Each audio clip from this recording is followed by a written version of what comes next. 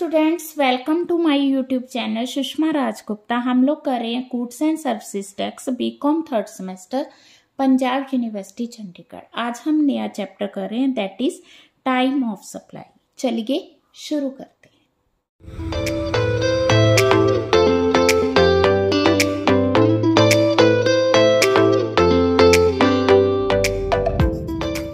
जब हम बात करते हैं जीएसटी पे करने की, तो जीएसटी पे करने के लिए सबसे पहले हमें ये डिसाइड करना होगा कि टैक्स लायबिलिटी कब अराइज होती है। तो टैक्स लायबिलिटी अराइज होना it depends upon the time of supply. तो सबसे पहले हमें देखना होगा कि गुड्स को सप्लाई करने का क्या टाइम है, या कब हम कहेंगे कि टैक्स लायबिलिटी अराइज हो गई है। हाँ जी, ये डायग्राम हमें यही बताता है कि जो जीएसटी के अंडर टैक्स अराइज होगा that depends upon the supply of goods and services. पहले तो supply of goods and services होना चाहिए। दूसरा कि टैक्स अराइज कब होगा, it depends upon the time of supply of goods and services. हाँ जी, जब हम बात कर रहे हैं टाइम ऑफ सप्लाई की, तो लायबिलिटी ऑफ जीएसटी तभी अराइज होगी जब हमें पता होगा कि इस टाइम ऑफ सप्लाई क्या है। टाइम ऑफ सप्लाई ही हमें उस टाइम के बारे में बताता है जब टैक्स पेबल होता है। ठीक है, तो पॉइंट अराइज होता है कि हमने time of supply of goods and services दोनों देखना है। गुड्स एंड सर्विसेज, गुड्स का अलग टाइम होगा और सर्विसेज की सप्लाई का अलग टाइम हो सकता है। क्यों? क्योंकि गुड्स जो होती हैं वो टेंजिबल होती हैं, उनकी फिजिकल मूवमेंट होती है, जबकि जो सर्विसेज हैं वो इंटेंजिबल होती हैं, उनमें हमें परफॉर्मेंस देनी होती है। पर इन दोनों केसेस में टाइम का डिसाइड करना जरूरी है। हाँ जी, सबसे पहले हम बात करेंगे कि किस तरह से time of supply of goods को डिटरमिन करना है। तो time of supply of goods covered under forward charge. Forward charge का मतलब है कि जहां पे जो टैक्स पे करना है वो सप्लायर ने पे करना है। ठीक है, तो इसके लिए दो कंडीशंस होनी चाहिए। पहली कंडीशन है कि टाइम ऑफ सप्लाई, ठीक है, shall be earlier. Earlier means in दोनों में से जो भी इवेंट पहले होगी उस टाइम पे टाइम ऑफ सप्लाई माना जाएगा। या तो date of issue of invoice by the supplier, जब सप्लायर इनवॉइस इशू करेगा, या वो डेट जब इनवॉइस इशू करना चाहिए। पहला पॉइंट। दूसरा पॉइंट आ गया जब सप्लायर जो है पेमेंट रिसीव करता है। Second point is this. हाँ जी, date of issue of invoice. तो date of issue of invoice कब होगी? एक तो जब वो सप्लायर इनवॉइस इशू करेगा, ठीक है। दूसरी, जब वो इनवॉइस इशू करने की लास्ट डेट होगी। ठीक है, जैसे इनवॉइस इशू करने की लास्ट डेट है 30 अक्टूबर, ठीक है, और जो सप्लायर है वो हमें इनवॉइस इशू कर रहा है 20 अक्टूबर को। तो whichever is earlier that is 20 October, that is date of issue of invoice. अगर मान लो कि date of issue of invoice तो 30 अक्टूबर है, बट वो इशू कर रहा है 2 नवंबर को, तो उस केस में date of issue of invoice क्या होगी? 30 October. Whichever is earlier का मतलब ये है।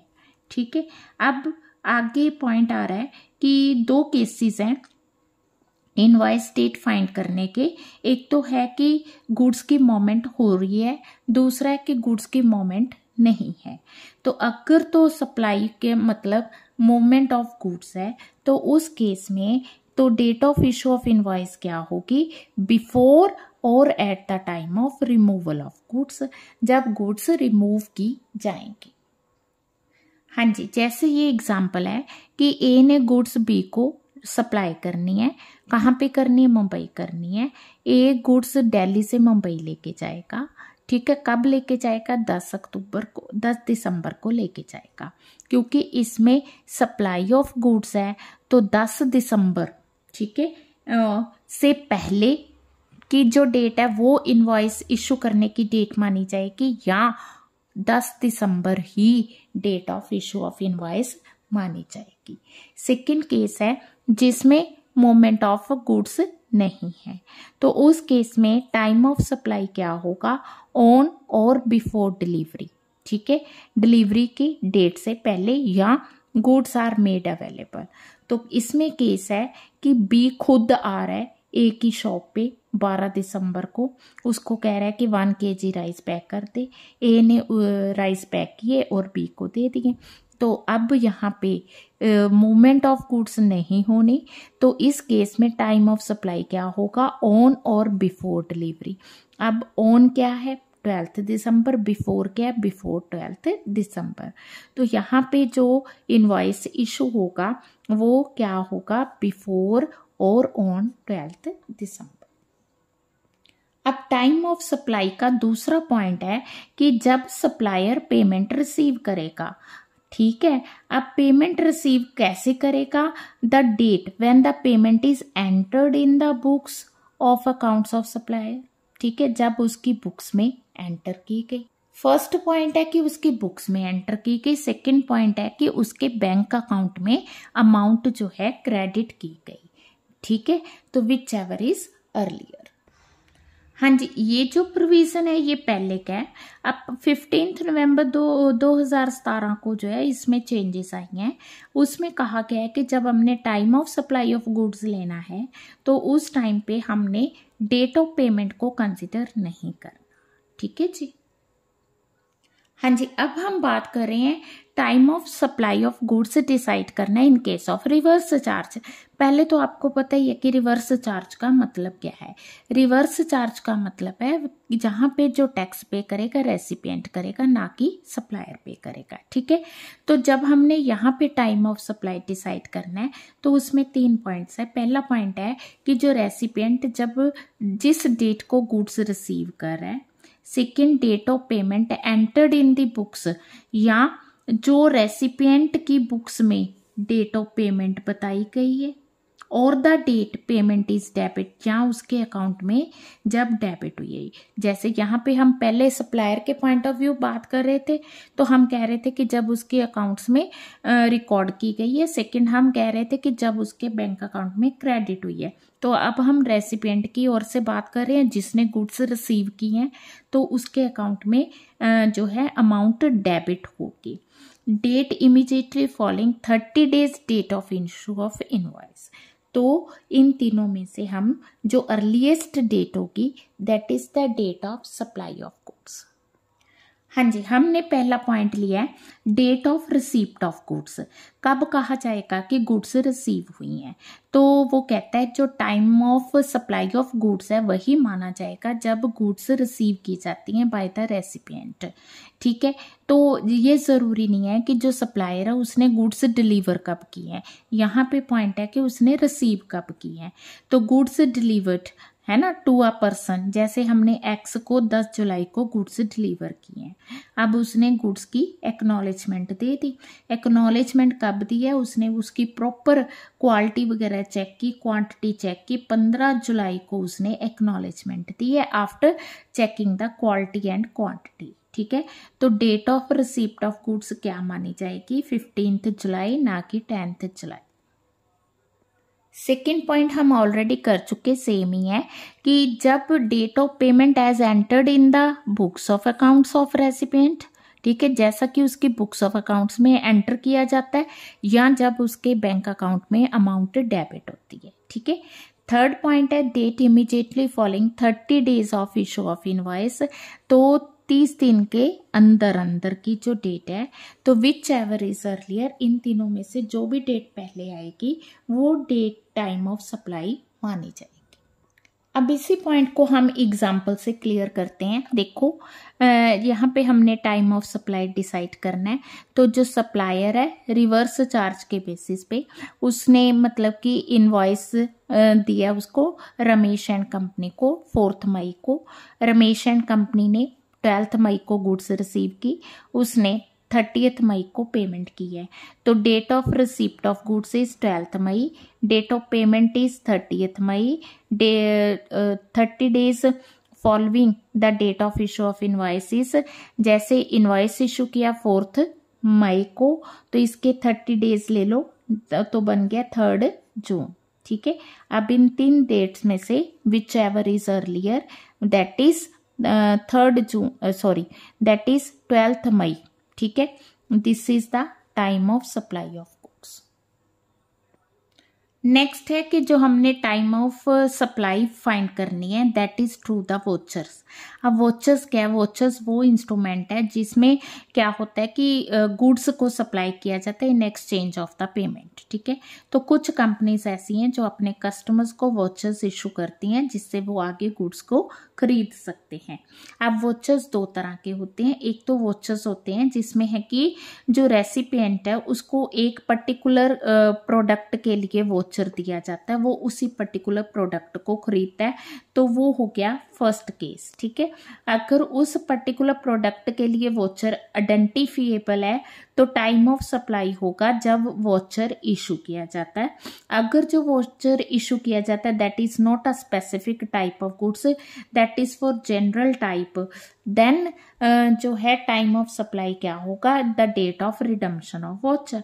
अब इसी को हम एग्जाम्पल से क्लियर करते हैं। नहीं क्लियर हुआ तो देखो, अगर मैंने आपको पिज़्ज़ा कूपन दिया है, पिज़्ज़ा कूपन से आपने सिर्फ पिज़्ज़ा ही परचेज करना है, तो इसमें एक स्पेसिफिक गुड्स आ गई, तो टाइम ऑफ सप्लाई क्या होगी? जिस टाइम मैंने आपको वोचर इशू किया।